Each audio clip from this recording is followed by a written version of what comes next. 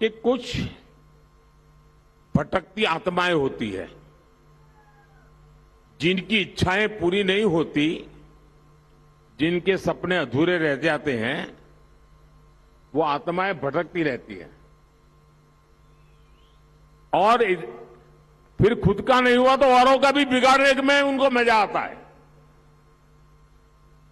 हमारा महाराष्ट्र भी ऐसी भटकती आत्माओं का शिकार हो चुका है।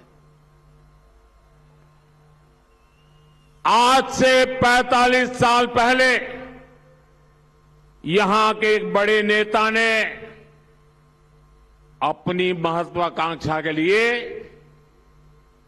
इस खेल की शुरुआत की और तब से महाराष्ट्र एक अस्थिरता के दौर में चला गया। मला मी आता काही ज्योतिषी नाहीये, त्याच्या संदर्भामध्ये नक्की त्यांच्या मनात मी मगाशीच उत्तर दिलं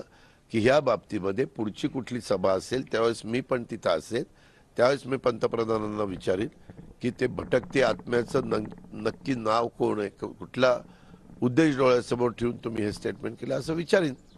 आणि त्यांनी सांगितल्यावर तुम्हाला सांगेन, असं त्यांचं म्हणणं होतं।